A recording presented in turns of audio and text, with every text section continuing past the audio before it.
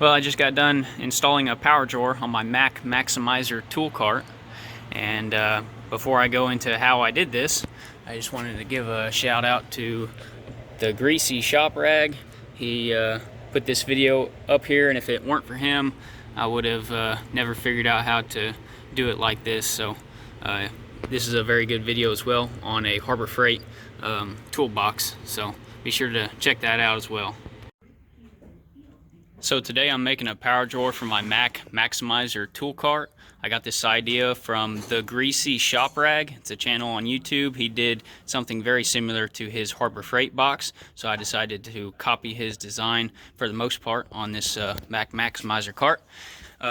So I'm going to put it in the bottom drawer, of course. I had to cut out the corner of the drawer. I used a jigsaw with a fine metal blade and cut the corner out. As you can see, that's what the corner used to look like, and it's still strong. Like, it doesn't reduce the strength of the drawer that I can tell whatsoever.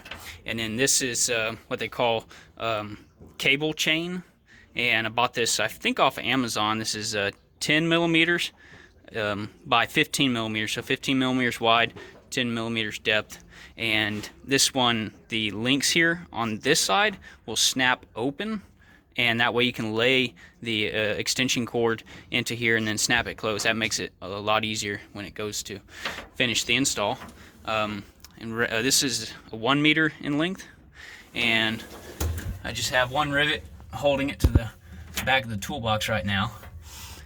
Now these end links, this one locks in at 90 degrees. It won't go past 90 degrees, so it supports its own weight really nicely. If I just hold the bottom of the link, or the bottom of the chain, level, then the top will stay level. See how that works?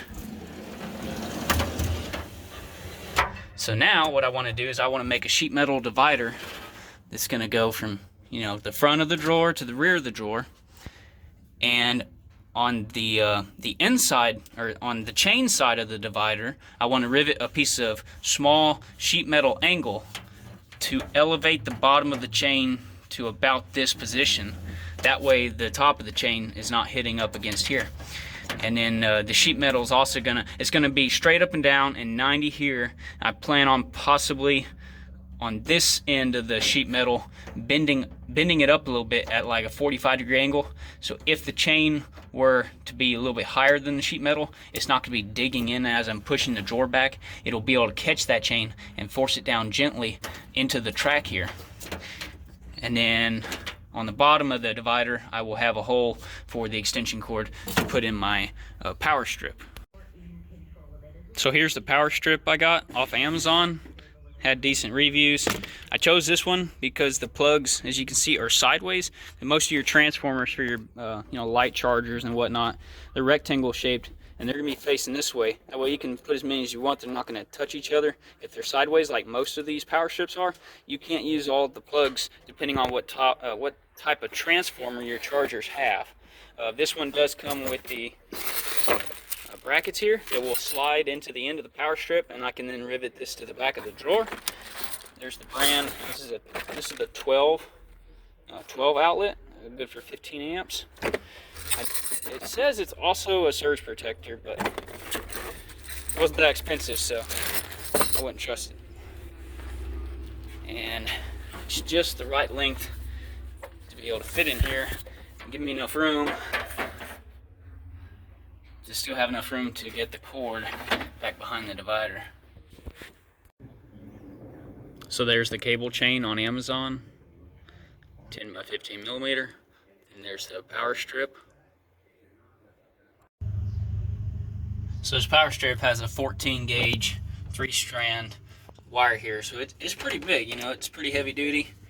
Unfortunately, because of that reason, when you stick it into the cable chain, and I'm trying to make a perfect 90-degree turn on that chain, it will do it, but it's got a lot of pressure, and I know eventually it's going to break that chain. It's not going to work very good. So I'm going to take a little belt sander here, get up in here, and grind some off of this first link, make it about half as thick. That way that wire will be able to turn easier. Now you could strip the outer jacket off, but I'm going to try to leave that jacket there just for maximum safety there. So I took some off of that link, but it still is tight to bend. You know, it keeps wanting to come up. So I'm just going to rivet a little piece of angle iron here to keep that nice and square.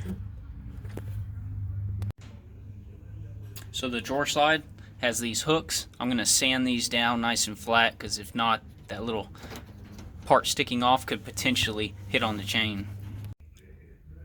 So I'm thinking about how I'm going to make the divider, the top part of it that would cover the chain, because ideally I would have it come in 90-degree down and then rivet it to the side of the drawer. You know, like right here, put some rivets in there. But the problem is the drawer slide is right up against the side of the drawer, so you can't have any type of rivets here. So unfortunately, I think about the best solution is I'm going to break my sheet metal, and then I'm going to bend it 180 degrees back around so it's a smooth edge, and it'll just be butted up against here. You know, not real great, but good enough for this job. The only other solution, I think, is if you were to move this drawer slide down to the middle position, because these Mac drawers, they do have adjustable slides. You can configure these things however you want to, so you could put the drawer slides right next to each other. You know, move this one here, and then that gives you plenty of room to rivet your sheet metal here, but I just don't want to go through that much trouble having to cut out these holes nice and straight on the side of the drawer. The divider is going to be made out of this 16 gauge mild steel. It's a little overkill, but it's what I had. And I'm going to, you know, bend this 90 degrees. This tab's going to be bent 90 degrees, 90 degrees. This 1/2 inch is going to be bent 180 degrees to roll that edge over. And then it's going to be bent 90 degrees right here. Just doing a little test fit. And this thing fits like a glove. Pretty close everywhere. Got a little bit of gap here, but good enough for this job. And it actually doesn't look bad like this. So, yeah, I think that's gonna work good.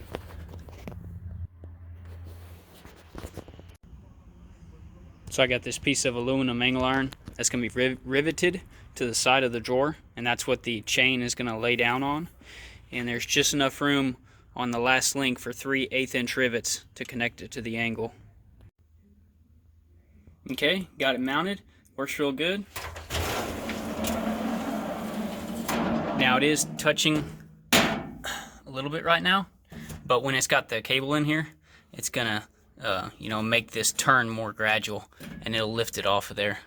And then of course it'll be rubbing up against that sheet metal, but that'll last for a long time. It's never like gonna rub through because it's just smooth sheet metal there.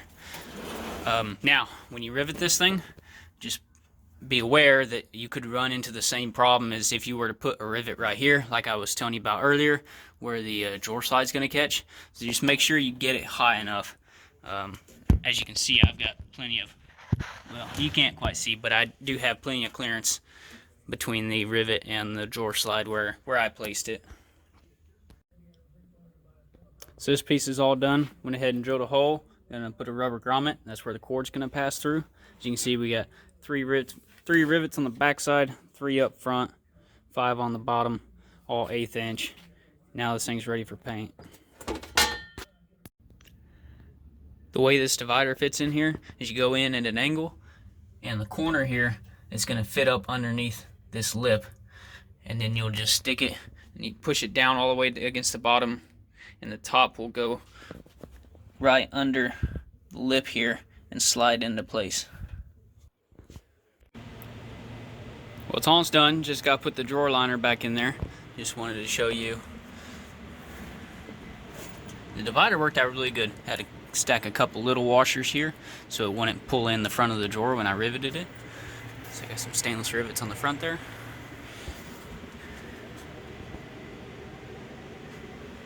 Actually, I think it turned out a lot better than I thought it would.